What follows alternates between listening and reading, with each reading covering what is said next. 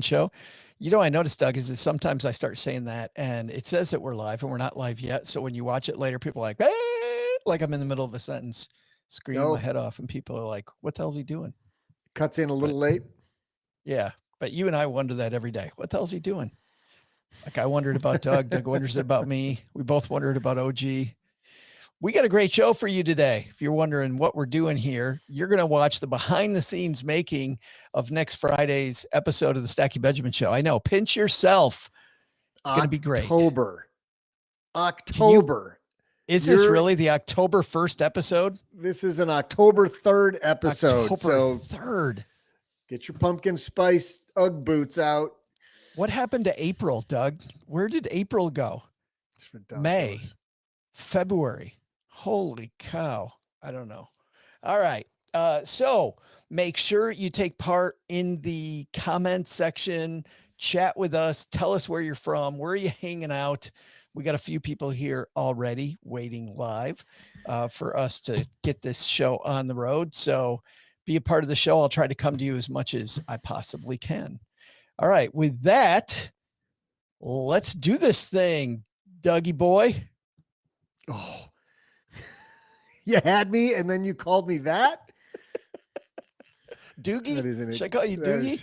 That's a 15-yard penalty, automatic first down. All right, here we go. 3, 2, 1. Live from the basement of the YouTube headquarters, it's the Stacking Benjamin Show. I'm Joe's mom's neighbor, Doug, and what are the 3 things missing from most financial plans? We'll dive into what one author suggests your plan needs to make it shine with our roundtable panel today. But that's not all. Jesse Kramer took the lead in our year-long trivia contest. What? I know it, right? Let's rewind that tape because the world is upside down. Can he hang on to that lead? We'll pause halfway through this discussion for my mind-bending trivia question. And now, a guy who loves the weekend because it means he gets to update his spreadsheets in peace and quiet. It's Joe Saul-Sehy.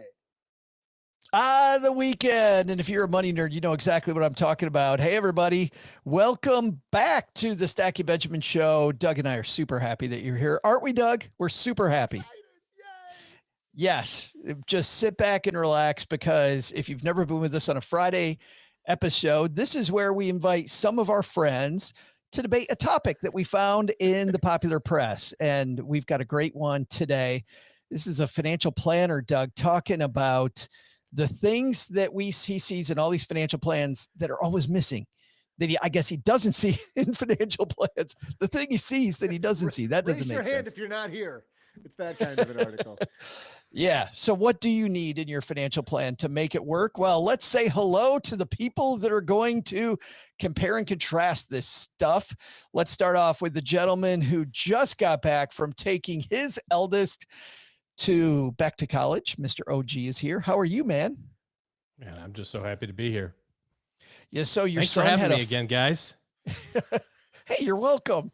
Glad you could make it for the 1,700th and whatever time. I was on the phone driving back, and I said, I've got to do this podcast recording, and my buddy says, "Oh, are you all prepared?" And I just started laughing. It's like, I'm good. Prepared. This is like number 1,700 something. He's like, who's the we? Are they prepared? Are they prepared? Yeah. Are they? Is the audience ready? They are the ones that need to be prepared. Because OG knows how to delegate, Doug. He's got this delegation thing down. If everybody else gets it ready, then he's good. It does help quite a ton. It does. And somebody else who it helps quite a ton to have her here podcasting with us from Manhattan. Paula Pants here. How are you? I'm here. Yes, I'm here. I'm ready. I am prepared. Wow. I am so prepared. I've read today's article, I am glad to say. Quite recently, very recently, read the article. Very fresh. Top of mind. She is so prepared. And Steve, let's pause right there for a second. Tap your mic, Paula. I was going to say, your microphone is not on. You are not on your mic. Something about prepared. Something prepared. Something. Keep it going, Steve. keep it going, Steve. All right. We'll include all this. I think I have to leave and come back again. Oh, because shucks. Oh, for God's sake. All right. All right. We're going to reintroduce Paula in a second. Something prepared. Yes, Steve, why don't we instead, we'll go to Jesse first. How the turntables. That's right. What was it? Speaking of what I say, Doug, speaking of a ton of something, I don't remember. You were, oh God. I don't remember. There we she go. is. Yes, here we go. 3, 2, 1. Paula Pant is here. How are you? I'm here. This is the last week. For those of you who are watching on YouTube, you can see the office around me. This is my WeWork office, and this is my last week in this space. So you see bare shelves here. Yes. You see cardboard boxes over there. Let this be a reminder, kids, of what happens when you don't pay the rent. I know, right? Somebody needs to have a financial plan on how to pay for rent. Someone's getting evicted out of her WeWork. Now has to go live in a storage unit. Again. I love that piece. Yeah. May not be truthful, but it still is funny. Speaking of funny, the guy who is protecting us on the Canadian border all the way up in Rochester, New York, Mr. Jesse Kramer's here. How are you, buddy? Doing well. I think I caught some strays there during your introduction. I heard some comments on the side, I think, but we're doing well. Protecting the Canadian border. Yeah, I don't know about that. We're letting a lot of geese in over the border. So man, we're dealing with them. Some illegal geese. They're not exactly pounding at the gates these days to get into the U.S. So I don't think there's a lot of work for you right now, Jesse. What's that? The geese? The geese aren't the hoping Canadians. To get in. Or the geese. Yeah. Well, you know what people are pounding to get into? A better financial plan. How about that? Everybody wants to get into. Paula's like, did that work, Paula? That in the Hall of Fame of transitions, that might be so close. That might be number 57 or 58 of the worst transitions ever. But everybody wants a great financial plan. And so there was a piece I found on Kiplinger that was written by Evan Beach, CFP, and AWMA. Evan's piece, he's a financial planner. These 3 things are missing from almost every financial plan that he sees. We're going to dive into those. You don't even need to read the piece. We will link to it in our show notes, but you don't need to read it. We're going to dive into all these today and help you get rid of those holes in your financial plan. But first, we got a few sponsors that make sure we can keep on keeping on. You don't pay a penny for any of this goodness. We're going to hear from them. And then OG, Paula, and Jesse diving into how to shore up your financial plan. I'm going to switch over to the chat because I have not been over there. They're all saying Fave is things here. About you. 3, 2, 1. We've got some stackers hanging out with us on YouTube Live. If you want to hang out with us, we're here generally on Monday afternoons. Fee from Annapolis is here, and B is with us again. Chris is here. Hi, guys. Your buddy from Texas. First time to see how the sausage is made. Glad you're here with us, Chris. We also have Indy Tampa here. Kay Sands is here. Jack, Carlos. Glad you guys are hanging out with us on this awesome day. All right. Speaking of awesome, let's talk about this piece because I think this idea of a financial plan is frustrating for a lot of people because OG, we'll start with you. Evan starts off this discussion by saying that, when you go to do a workout, the trainer goes, do this, do this, do this, do this, do this. When you go to get your financial plan, what Evan sees from a lot of financial planners is, a bunch of charts and graphs that shows the probability that you might make it or you might not make it based on what you told them about what your tax situation looks like today. And then maybe a few recommendations based on that. And then 50 I like the end of this, 50 pages of disclosures. Like, why is it so difficult from the planner side of the table to create an actionable plan instead of just a bunch of projections? Well, I guess I'm kind of on Evan's side here. I don't think it is that hard. I would think that he would see much more investment management stuff as kind of the corpus of the conversation, and a lot less, on the things that he's talking about that he feels is missing from a lot of them. Because I think in my experience, that seems to be the case. Substituting portfolio for plan is a very common, easy thing for an advisor to do. And frankly, I think some of it's also on the client, because unless they don't have anything else to talk about, that's the most fun stuff to talk about anyway, right? It's like the money, like, hey, what are we doing with small caps right now? That's exciting. And I heard interest rates are going down. That does something to something, right? So, that feels like that's the thing to do. And I believe, and I'm guessing Jesse believes this as well, and I can tell that Evan does, the real benefit of the financial planning is the actual work of planning, not necessarily the little things that you do on the back end because of it. It's the fact that you're having the conversation, that you're thinking about these things that are upcoming in your life, not the, what percent of my money goes in small cap or something like that. It's an important piece, but it's not the important piece. It did always drive me crazy back when I was a financial planner, OG, that I would sit down and I'd say, so what are your goals? Like, oh, no, I don't really care about that. Let's talk about great investments. Like, here, I want to show you my portfolio. You show me what I'm doing. But it's funny, Paula, because, people would often go into my office and OG's talking about this. Jesse's nodding his head in a financial planning office. He sees this a lot too, I'm guessing. You talk a lot about intentional living. Mm-hmm. How does this lack of a real step-by-step plan, instead of let's just talk about the investments, trip people up? I think sometimes there can be an over focus on the investments, meaning an over focus on the product, the tactics. Not that investments are a product, but it's an over focus on the what rather than on the why, and so sometimes the bigger picture, the what's it all for, can get lost because people get so caught up in the what, whether that what is your asset allocation or some insurance products or whatever else it may be. Do you also think, Paula, that a bunch of us are afraid of the why?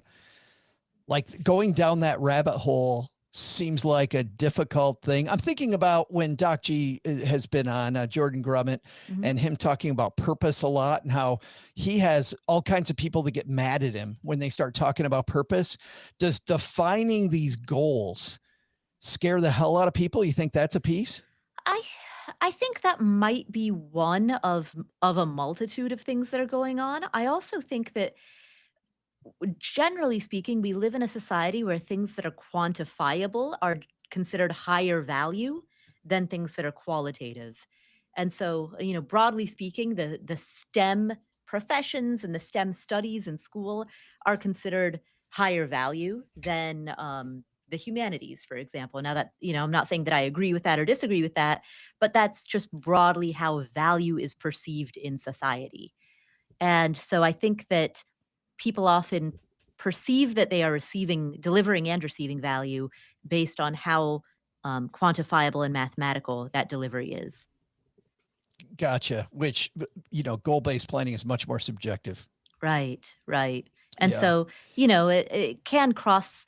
I think people are worried about being so subjective that they cross the line into kumbaya, rainbows and unicorns.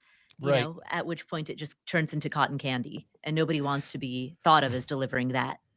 Which is frustrating, because I feel like and I saw this all the time, that people thought it was cotton candy. They're like, yeah, whatever. Goal setting sounds cute, neat, whatever. Let's get on with the hard stuff, right?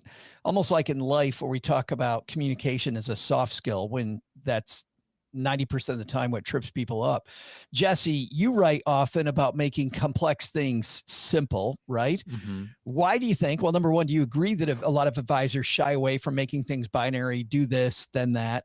And then number two, if you do agree with that, why do you think so many advisors shy away from it? Do I think that advisors shy away from making things binary?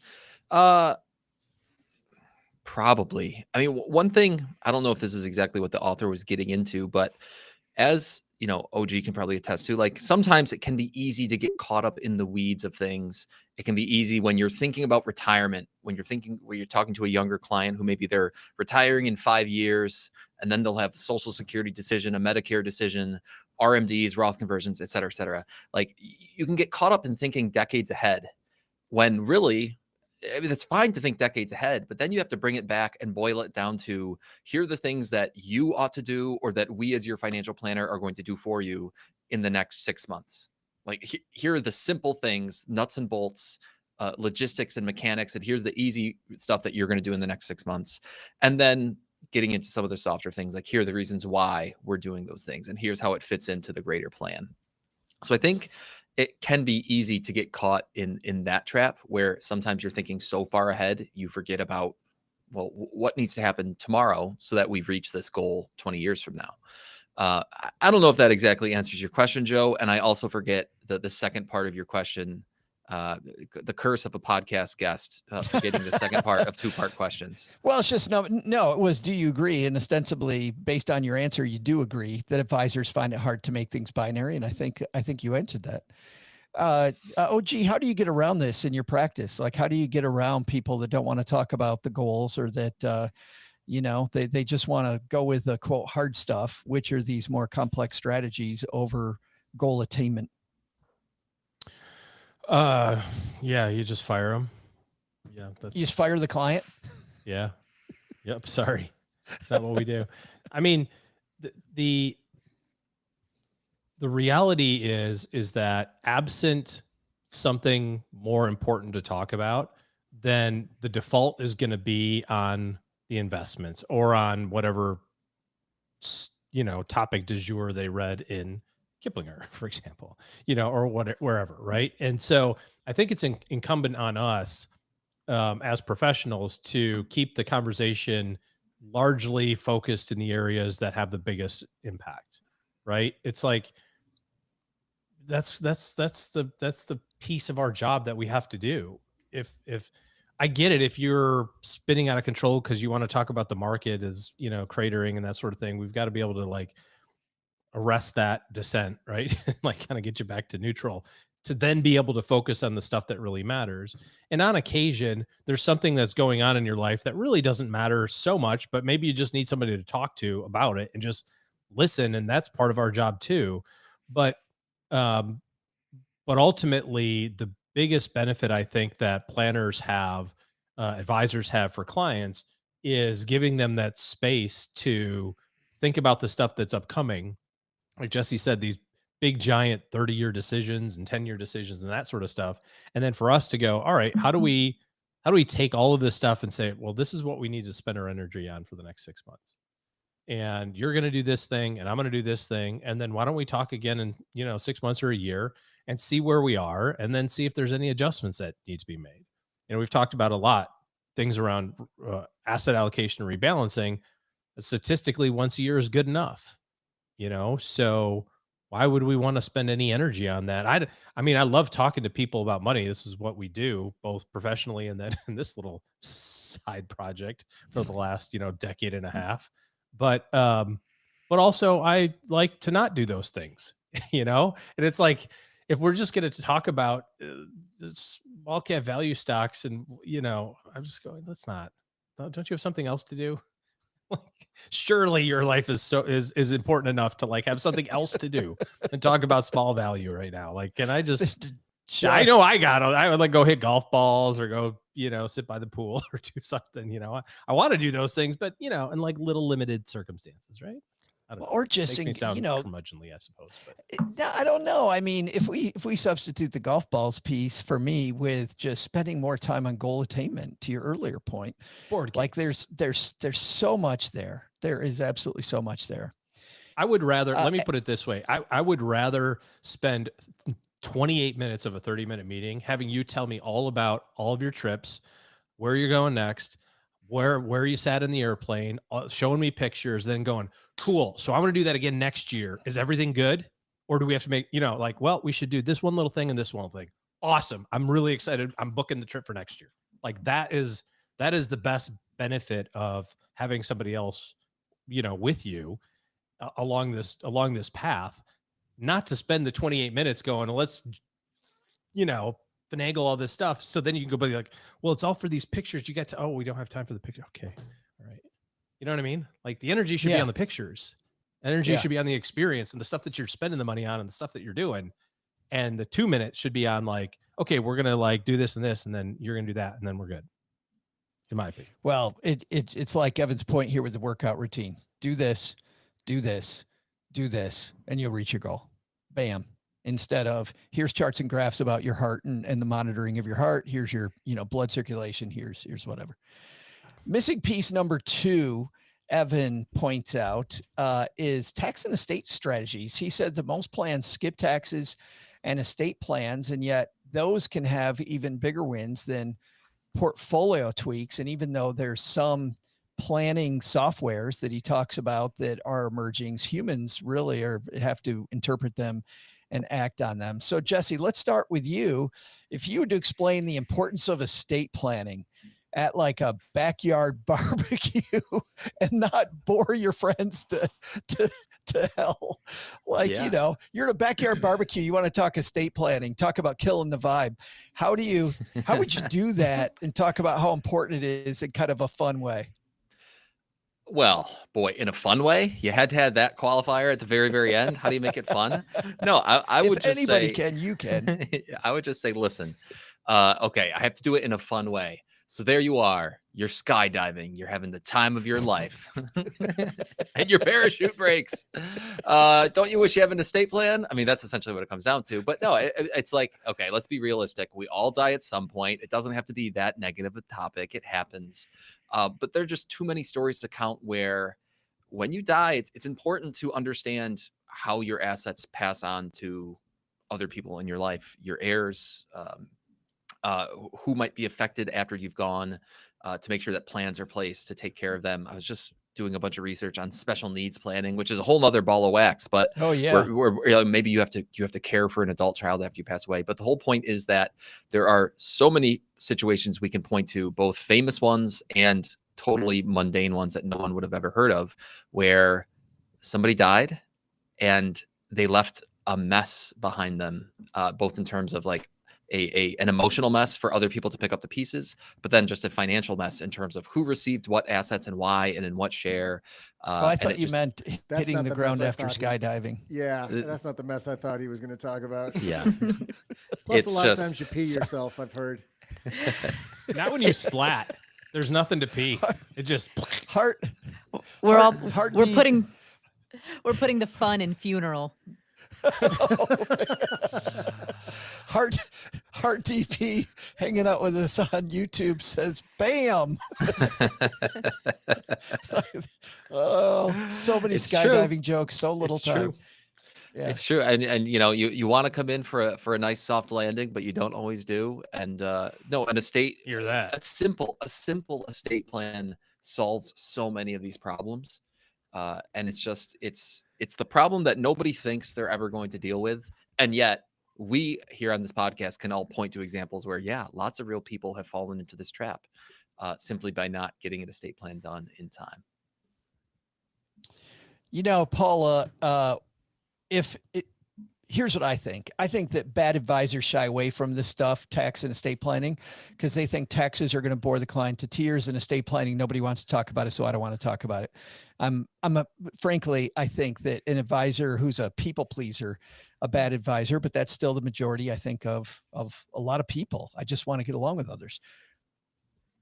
Why do you think, or how do you think we can make estate planning less scary for people so they actually act on it? Because ultimately, whether it's scary or not, we got to get it done.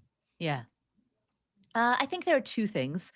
One is sometimes people take things less personally if it's just a rule. And so I heard somebody say, and this is a little bit extreme, but I actually heard someone say, like, I believe that every single person, as soon as they turn 18, should have an estate plan. And I was like, whoa, that sounds extreme, because it's like 18, really. But if it just becomes, I think what they did, and you can debate the age, but what they did was they made an age-based rule. So it takes the subjectivity out of it. It's like, when you turn this age, you get a colonoscopy. When you turn this age, you get an estate plan, right? There's just, you set like an age-based rule, and then that removes the decision making, and it removes the question of, is it for me or not? It's purely age-based. I like that. Just this make it a rule. I feel like, in the nation, we did this with seatbelts. I mean, we started, when I was a kid, I remember my dad going, I don't wear a seatbelt. Nobody, I'm too cool to wear a seatbelt. Now it's like, if you don't get in the car and put your seatbelt on right away, I feel like it's kind of a, not only is it the law, but it just feels like a rule, like just a thing that we do, Doug. I would actually take that even further, Joe, and say it doesn't feel like anything, because I don't even know I do it. Like it is, it is such truly a habit. I couldn't, if you asked me, do you put it on or don't you? I'm like, I don't know. Oh shit, it's on. Oh my God. Wow. How'd that happen? Well, thanks, Doug. We get to beep out another word. Now we get to beep out another word. If they can say that on SportsCenter, we can say it on podcasts, right? Like it's kind of loosening the rules a little bit. They get to say it on SportsCenter now? They do. Wow. Wow. Okay. But I mean, I think that's the great part of making this habitual, is that you won't even know it's happening. OG tax planning. They talk about the Jesse and Paula covered estate planning, but tax planning, where's a place that tax planning can really make a difference if people just woke up and thought about taxes a little bit instead of just the investment strategy? Every single solitary thing has a tax impact. I mean, it's important to know the secondary, and the dominoes that fall beyond your decision making. And I think that one of the Paul was talking about rules. One of the rules that we have is no surprises. I'm firmly convinced that nobody likes surprises of any kind, good ones or bad ones, right? Because if you have a good surprise, like it's your birthday, you're like, surprise, a birthday party. You're like, oh, I'm wearing this grubby t-shirt. I could have done my hair. Is it good? Like I didn't shave. What, you know what I mean? Like it's still a surprise. It would have been a surprise 10 minutes ago, and I would have put a different shirt on and some deodorant. That also was a surprise. I just think nobody likes surprises of any kind. So especially bad ones, and certainly tax ones that come in April. So if you are finding that you're surprised when you say you drop your stuff off at your CPA, your tax preparer, and they go, drum roll, 3,200. And you're like, or get back. And they're like, which one do you think? You should have a pretty good idea. You pick, you should have a pretty good idea of what's happening with your tax situation.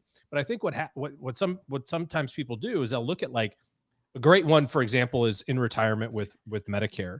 The premiums for Medicare, which everybody gets some amount of Medicare, the premiums are tied to your income.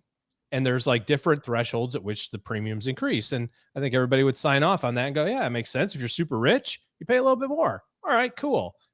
But nobody thinks that Roth conversions count as being super rich. They don't, or you get a bunch of dividends that just stay in your brokerage account and you reinvest them. Well, guess what? That counts. And not knowing how that all interplays, or you take a buyout from your company or a severance package or something, like all this stuff has a secondary effect down the line. You think, oh, I got my taxes all squared away. Then 2 years later, your insurance premiums are, $300 a month instead of $150. That's a surprise that you didn't know was coming. And so when tax planning, I think where it becomes very valuable is reducing those surprises, number one. And then number two, giving you a runway to make changes in advance that are coming. We look at tax planning for clients in the fall because we think it's a good idea to spend 3 or 4 months going, hey, I'm going to owe that $3,200. Is there anything I can do about it? Sometimes there's not. Like, the facts are facts, right? You make money, you got to pay taxes. Sometimes you make a bunch of money, you got to pay a bunch of taxes. Sometimes you sell a piece of property and you're like, I just sold this property that I got and I don't have anything else to invest it in. So therefore I'm going to pay taxes, right? Like, that's just part of the deal. But even if so, knowing in October that you're going to owe X amount of money, there's no surprise. Amazing.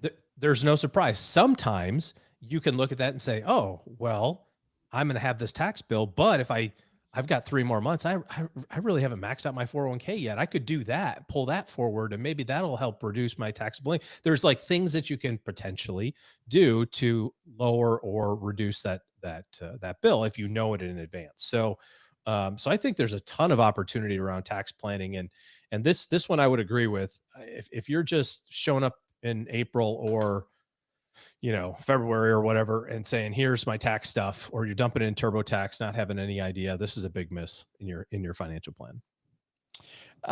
Great discussion going on here live. Heart TP said to check with your workplace if they offer legal plans as part of your flexible benefits. I like that. And Jeff agreed with that and said, our work legal plan can be great.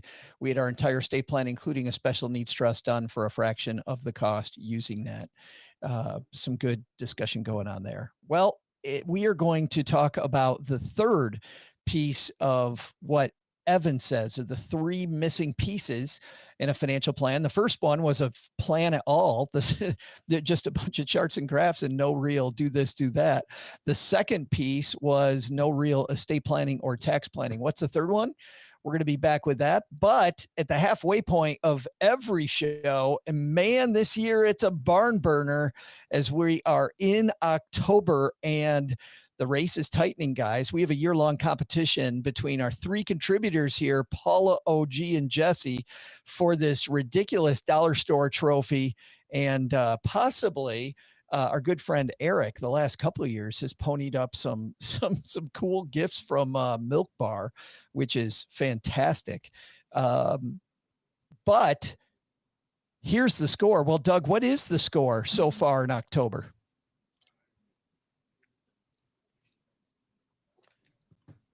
Does Doug know what the score is? Doug always knows the score. Doug doesn't always know he's on mute. No, we got it. But what I can say is that Jesse has taken a resounding, commanding half-point lead. He has 11.5 points. OG has just a paltry 11 points. Paula has a minuscule, infinitesimally small 7.5 points. She's lurking. She's scrappy. She's a fighter. I can see she's fighting her way back. Boy, if she wins today and it's 8.5, I mean, it is tightening here as we roll into the fourth quarter of this trivia game. Paula? I'm just happy that there's a coalition victory. Right? Like I'm just happy that a member of the coalition to defeat OG is now in the lead. Let's see if Jesse pulls ahead if that coalition continues. We'll see there. But first we need a question today. Doug, what do we got on tap for today's trivia question? Well, hey there, stackers. I'm Joe's mom's neighbor, Doug. And on today's date in history, the income tax was passed. Yay. I know it's done. It's dark days, but there was some good news after the 16th Amendment was ratified.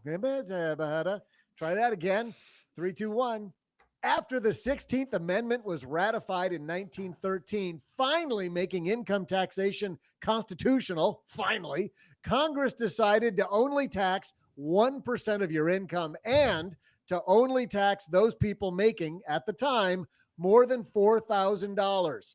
According to my handy dandy inflation calculator, to the penny, what would that $4,000 threshold be in today's dollars?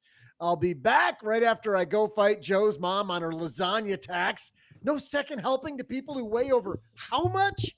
And charging non-residents how much for corner pieces? Come on. This house is a prison.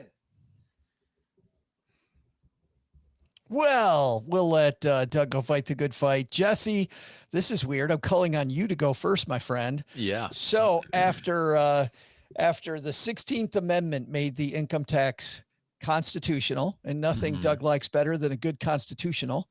What is morning constitution? Morning constitutional. How much would that tax be in today's dollars? And no. Go ahead, Doug. I want to correct you, Joe. It's not how much the tax would be. It's how much, because they were only taxing taxpayers. How much would the limit be? Right. Yeah. They earned $4,000 of income. Right. So we're looking for what that $4,000 of annual income would be equal to in 2025. And was it 1913, so Doug? We can't tell you. We allow the use of calculators. No, we can't tell you what year. I think Jesse's using a calculator. Jesse's already using a calculator. No, I'm using pen and paper, but the year was in the question, right? The year was not in the question. Yes, it was. Doug said 1913. Why did you do that, Doug? I took the date out on purpose, and Doug put it back in. I put it back in because you made it a simple inflation discussion, which is why. What are you doing? Which is why the clause to the penny is critical in the question. I'm going to say $134,600. 134,600 and 0 pennies. And 0 pennies. Okay. All right, OG. What are you going to do with that? Why do I have to go next? I thought There's my calculator, OG. You see my calculations? Because you're in the middle. You are in second. Okay. What was his guess? 134,600. I'm gonna make Paula have to pick here. I'm gonna say it is. He said 134.6. So we got 112 years. To raise to the 3 to raise to the 112th power. Carry the infinity. $109,599. 109,599. Yeah. All right, Paula, 134.6 and 109,599. What are you thinking? Well, I will say my favorite comment from Heart DP, so my hands. So for those of you watching on YouTube, my hands have been in frame the whole time. So you can see me. You can see my face and my hands fully in frame. I'm not using any calculator. I'm not using any paper or pen. But I am. It's like Houdini. I am doing mental math in my head and apparently also in my hands because Heart DP says Paula is using her air abacus. Ooh, somebody's got a good comment there. 1, 2, 3, 4, 5, 6, 7, 8. I am going to go. So Jesse's was 134,600. I'm sorry, Jesse. I'm gonna go 134,599 and 99 cents. It's okay. She takes the middle. 134,599 and 99 cents, and that means, well, who knows what it means? We'll be right back. This would have been a lot harder not knowing that the income tax. Did you guys both know the income tax was in 1913? I took it out of the question, and Doug put it. I know. Back I'm just asking if they knew because I knew. Yeah, I had no idea. I knew that the income tax was passed right around the time it was like there was something related to tariffs, and then to 2025-ish. Yeah. No, I was thinking like the Smoot-Hawley tariffs. So I was thinking that era. Okay. The Hoot-Tully era. The Smoot-Hawley. Yep. The Terre Haute era. Is that what? Jesse, you started this game off with 134,600. How you feeling now that Paula capped you at the kneecaps? Yeah, I feel about half as good as I felt before. That's okay. Of course, just seeing the two of you in person, Paula taking the under based on your relative sizes was pretty yes, pretty good move. OG 109,599. You got the big time downside, lower portions. Feeling good? No. And Paula, you've got the middle, halfway between 134,599 and 109,599, whatever that number would be. Feeling good? Yeah, my actual guess, if I wasn't strategic about it, was about 125,000. So I feel good that my guess is kind of right close to there. How many times in a row could your gut go wrong, Paula? That's all we need to wonder. Well, we're not going to wonder for long. Doug's got the answer to this one. Doug, who's taken home this week's trophy? Hey there, Stackers. I'm Lasagna Lover and guy who's about to get yelled at by Joe after we stop recording, Joe's mom's neighbor, Doug. Truly, I don't think there's anything wrong with goal setting or incentives, but when the incentive to lose weight is to get to eat more lasagna, so I can gain it all back, I think we need a better plan. But I'm not in charge, am I?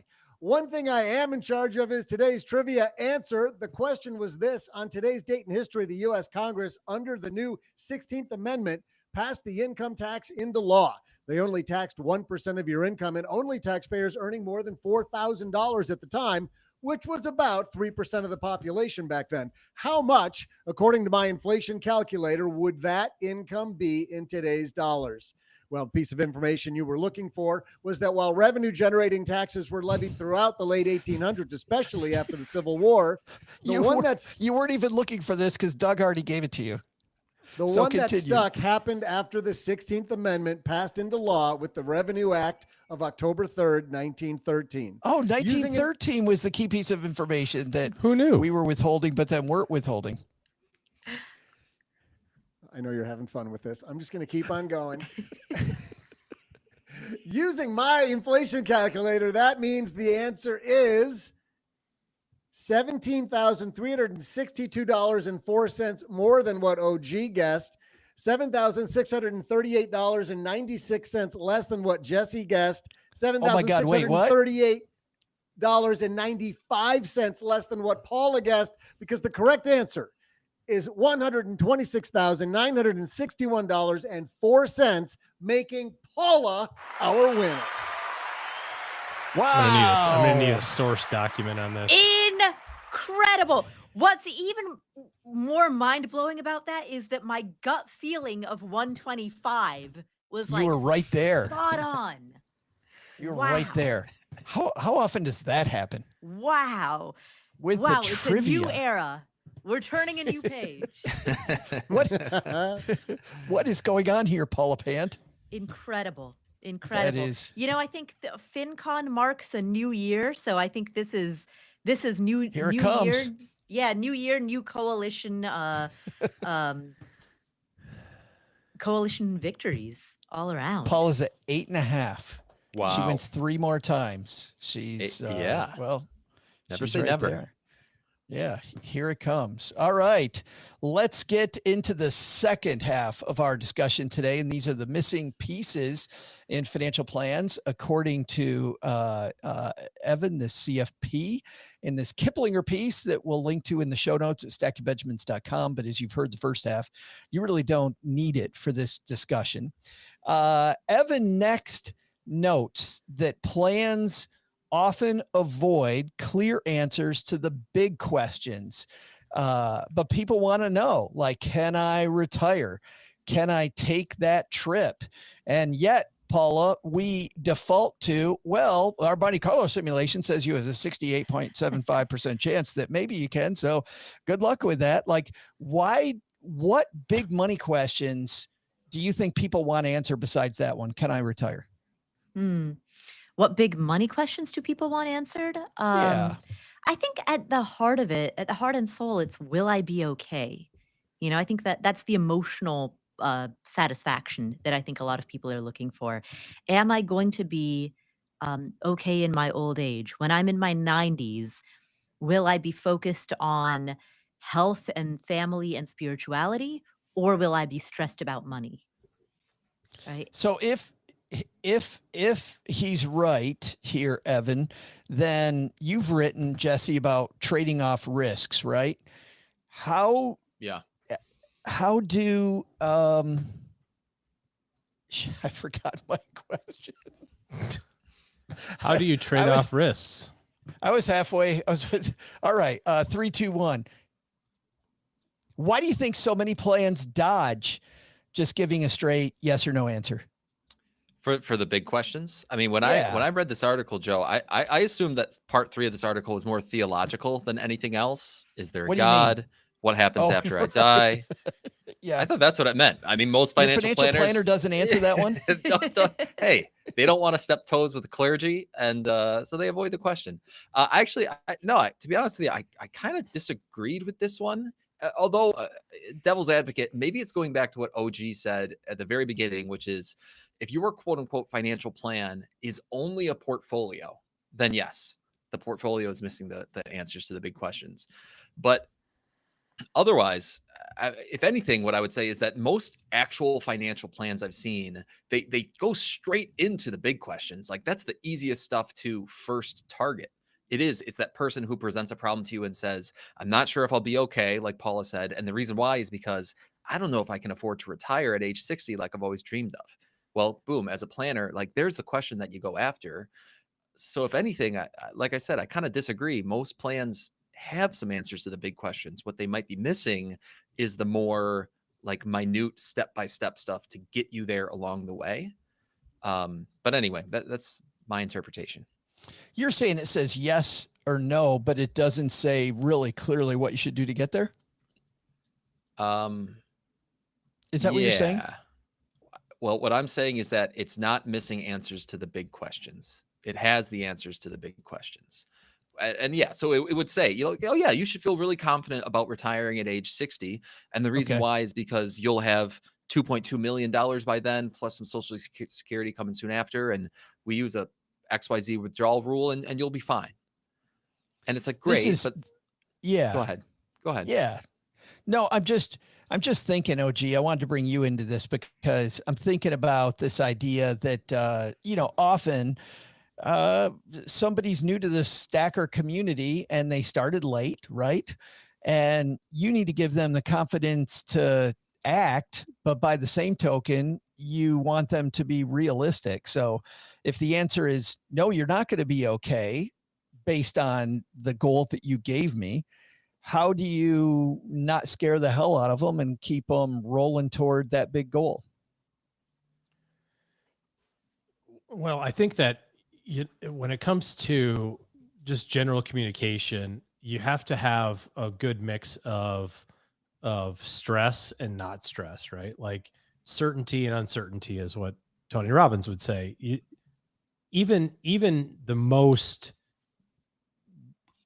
easiest financial plan in the universe, right? The person that's got $3 million in a brokerage account and 2 Social Securities and, a paid for house and a paid for cottage and it spends $50,000 a year, right? You just back of the envelope go, yeah, you're good, right? You still have to go through what are the stresses around this, because if you say to that person, you're good, man, you can't even screw this up if you tried, they might try, and so you still have to put some guardrails there. I think if you're coming at it from the other side going, hey, I'm 50, I'm a little behind, I feel like I'm behind, I wanted to be done at 60. I think our job is to present the facts the way that they are. And then also say, here are the opportunities that you have to make this a reality, or here's kind of some common ground, right? It's not 60 or never. It's 60 is not happening probably, but you might be able to do 62, and that's if you do these 3 things. If that's kind of too far out of bounds, then you might be looking at 64 or 65, which also times out nicely because that's when Social Security can, you can turn that on without too much of a penalty. You know what I mean? Like, I think we have to provide hope and optimism in as much dosage as the realistic numbers and facts. It's the bedside manner, right? Like we've all seen medical professionals that do this. They go, well, the test came back. Could you call my office as soon as you can? We need to talk. And you're like, oh my God. Right. Yeah. And you call and you're like, oh, doc, I got your message. And he goes, yeah, your tests. Let me see here. Yeah. So they all came back very good. And we'll see you in a year. And you're like, I feel like you should have said that a lot differently, on your message. I've got my priest here. My wife is updating the will, She's already I hate when they also say your test came back negative. Wait, is negative good in this case? Yes, exactly. It's just, so you got to have a little bit of that too. This is a personality based business. It's a personal relationship. I think, when you're looking for somebody to work with for a long time, people ask me this a lot. Jesse, I'm sure they ask you this. Joe, I know they did for you. Like, what do you guys look for in clients? And, you know, you go, oh, really rich ones. No, don't care. No, I want people that I want to hang out with for the next 20 years. That's it. Like, I just want to be friends with people. And like along the way, we talk about money and make sure that, you know, everything stays on track. That's the goal. And if it's too much numbers based, I saw one of the comments was like, I'd love to be able to talk, you know, about the trips, but I need to have the reassurance with the numbers. Yeah, I did want to bring that up. I'm glad you brought that up. Yeah, that's your personality. I think then if that's my job or that's Jesse's job to say, hey, you know what? Let's spend as much time as you need on this so that you are comfortable, but I still want to reserve enough time to talk about why the hell we're doing all this. Because you can't, I get that you can get excited about spreadsheets sometimes, but that just doesn't carry the same emotion as a picture from the top of Kilimanjaro does. I'm sorry, it doesn't, you know? And so if you need to have the confidence in the team that you have around you, and sometimes that's an investment in that, you know, in that math up front to be able to go, okay, I know that, you know, these gals have it, these guys have it, you know what I mean? But I think it's so much of a personal relationship business that you're going to click with people, and you have to be able to shoot them straight and also put a little velvet on that from time to time, right? Like, hey, this is a bad idea. You know, I don't think you should have 2 Ferraris. One ought to be enough. I like your emphasis on telling people not just you can't do this, but also saying, you know what, you can't do 60, but you can do 62. And we're going to start there. And here's how maybe we get back to 60. Like here's the path forward. Everything has to have some hope and optimism. Listen, it's like, you know, using the fitness analogy, you don't need to go to the fitness guy or gal and have that person go, wow, you are super fat. You are so out of shape. It's insane. I can't believe you can't lift anything. You're so weak. Your muscles suck. You know, it's like, bro, I know, that's why I'm here. I don't need to get beat on the head anymore. I finally got to that spot myself. And so, you know, it's the same thing with your doctor, same thing with your financial plan. Well, you show up in the office, you're like, boy, you have a crap load of credit card debt, man. How are you even staying afloat, bro? Like, this is awful. You're probably never going to retire. Like, I know, that's why I'm here. Like, I need some help. I don't need you to lay it on. Like, give me some love, man. It's, you know. But that said, it's funny because I think, Paula, like, I love what OG's saying, but I also think that you got to know yourself a little. Like for me, you know, there's the carrot and the stick, right? For me, an advisor who gives me a little bit of that stick, they might not say, OG, to your point, they might not go, man, you got a crap load of credit card debt. When people finally said to me, they're like, when are you going to face this? When are you actually going to face this? That's the personal relationship. You got to read the room and be able to deliver the message to the person in the manner in which they're going to hear it the best. Sometimes people do need this stick, and sometimes they just go, tell me how you feel about this. Yeah, Paula, the stick really worked for me. I think, is it about know yourself first? Oh, it's probably about, because like the combination of carrot and stick, it's going to be situationally dependent. You know, it isn't that, you know, a person A jives with one and person B jives with another. It's like, it's going to be time dependent. It's going to be situation dependent. It's going to also be dependent on the relationship between that person and their advisor. So I think, to OG's point, reading the room, you know, because there's never going to be like a one size fits all, even with a given person. No, to your point, the next thing that my advisor said when I was turning my life around was, you know, when are you going to face this? Because if we start today, here's how we get, here's where we go to, here's what happens. And they showed me the carrot, which was, you know, how my life could be so much better. And it's funny, going back to Jeff, who's the gentleman that OG was talking about online. Jeff said specifically, says, sometimes I wish I could let it go to look at the pictures and give it to somebody and spend those 28 to 30 minutes talking about the trips. For me, I need to understand the nitty gritty, be able to sleep well at night, but I'm odd. Here's what, Jeff, for me, when I was a financial planner, I worked with a lot of engineers, and I loved working with engineers who wanted to know all the numbers. So initially, Paula, to your point, when we didn't have a relationship, when there was no relationship there yet, I would go ahead and go down the rabbit hole with them, because I knew that the thing an engineer worries about more than anything is that I don't know what the hell I'm talking about, that I have no idea. So I would go deeper and deeper and deeper. And then we get to the bottom of the well. And once I knew that Jeff knew that I knew what I was talking about, then I would turn to Jeff and I go, and you know what? None of this matters because you haven't saved a dime. And Jeff would then say, you're right. But I could only be right once he knew that I had the knowledge base behind me, right, to go deep on the numbers, right, so that we could then look at the pictures. Well, and this goes back to the earlier comment about not wanting it to be too rainbows and unicorns and cotton candy. Like, there is a level, especially when you're talking about money, of needing to establish expertise, because money is a topic that is consequential, and also a topic that is full of charlatans and salespeople who are trying to part others with their money, and who claim to know things, but actually they just have very refined sales pitches. And so, yeah, I think because of that, people's defenses are up, as they should be, which is why establishing that credibility is so critical. Yeah, they only come down with relationship.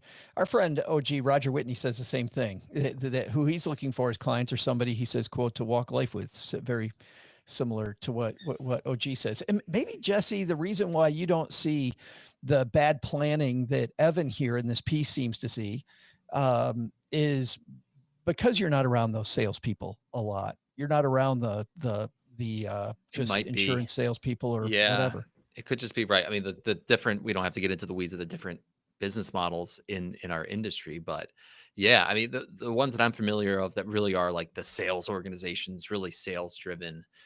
It tends to either have a specific product at the back end, like some sort of insurance product, or it might be more of that like broker dealer commission model, where probably a minority of the clients are actually getting a financial plan done. The majority of them are probably only getting a portfolio built.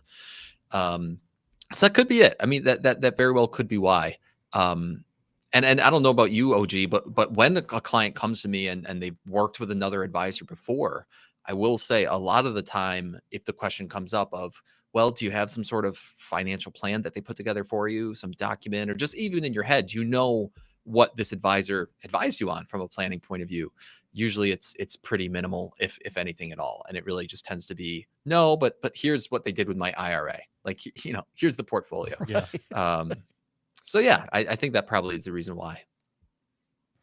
Let's stick with you as we wrap this up, Jesse. I'd love everybody to have a take-home task, right? Something based on this discussion that they should do right away. What's one thing based on this conversation today our stackers should go out and make sure they have in their financial plan? I'm going to say, for most stackers, estate planning documents, but maybe not all, but for most, and definitely double check those beneficiary designations. Love it. Paula, how about you? Think about the black swan events. I mean, we talked about, estate planning, which is of course a black swan event, but think about the ultimate black swan short tail event. Yes, exactly. Ding. But generally, there's a temptation to focus on budgeting, investing, all of the standard, like the most popular hallmarks of personal finance. Think about the black swan and gray swan events, because those can derail a financial plan. Oh, gee, you've got the final one. What's a third thing people should go do right away? Is this kind of like Doug's wrap up where he has two real serious ones and then one like not? No, you got to do a serious one too. Oh, dang it! Bummer. It's like I was gonna say lots of small cap value, quarter point rate drop. Let's get it. But who knew? I just think that understanding how all of the different areas of, if I were to say, Jesse said that sometimes when he sees people, they don't necessarily have a clear understanding of what their plan was previously, or what it is. I would say that the biggest thing that I see is that people don't understand how all the pieces work together. because the decisions that you make in one particular area have additional effects with other things. We use taxes as an example, but if all you focused on was tax reduction strategies for today, you're just building up a bucket of tax problems later, right? If you say, I'm gonna put all my money in IRAs and qualified plans pre-tax, then I got this tax thing down the line. That doesn't mean that's bad. It's just knowing what that effect is. If, I want safety and security and I love the idea of an annuity, you go, I want to put all my money in an annuity. That sounds great. It's like, all right, cool. You got that safety and security. What else did you get with it? What are the secondary effects? You got illiquidity and shitty returns. Doug said it, I can say it. So we get to beep out two things. Yes. So I think understanding how all the pieces, all the different areas, the CFP board says there's 6 different areas of financial planning, see how they all work together and how the impacts of one are going to lead to the impacts of the other. So very tactically for listeners, figure out what your tax bill is going to be for next year. Just do it this quarter sometime. That I think would go a long way to making you start inner something. What am I looking for? Trying to intersecting.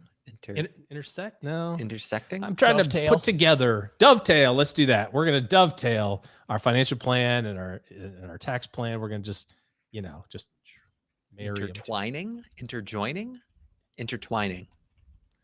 Intertwine. Conjugal visiting. Wow. I was going to say, it sounds too Doug's mommy, but then he went there. All right, cool. And there it goes. All right. On that note, time for us to wrap this thing up. We're doing so well, guys. Speaking of conjugal visits and Doug's mom, let's wrap this up. OG's got a place to be. Unrelated.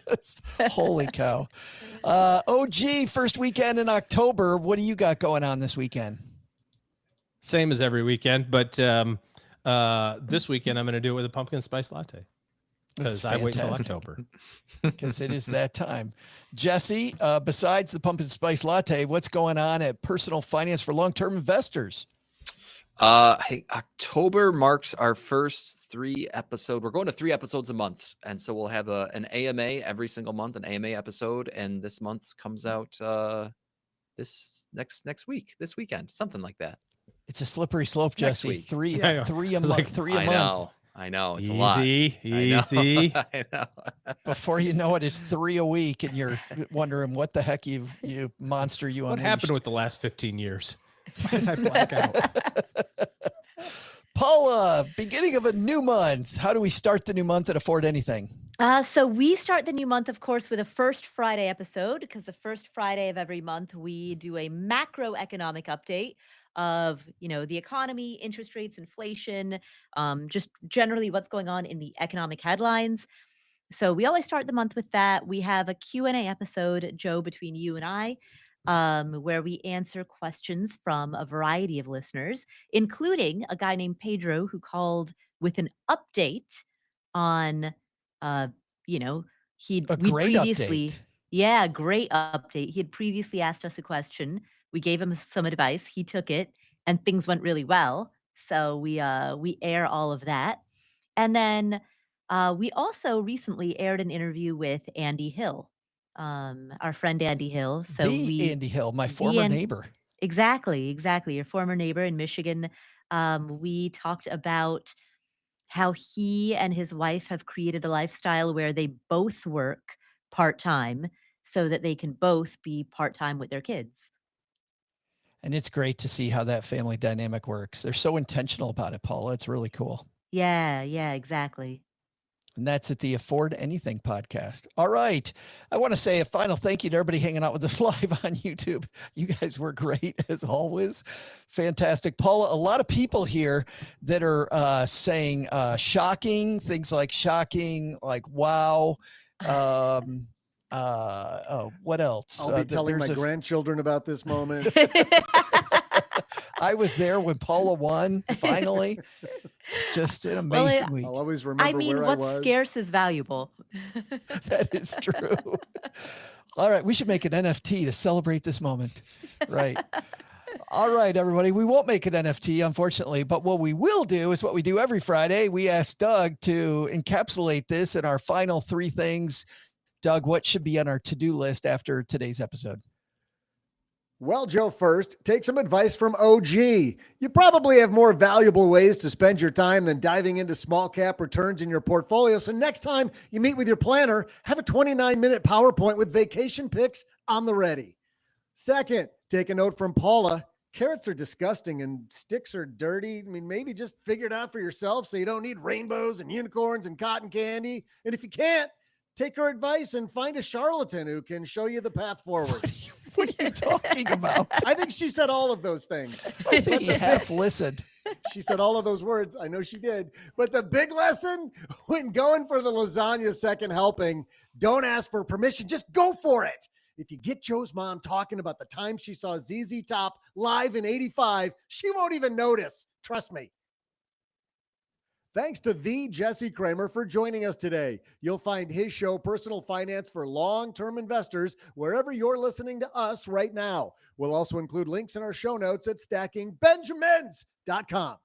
Thanks to Paula Pant for hanging out with us today. You'll find her fabulous podcast, Afford Anything, wherever you listen to finer podcasts.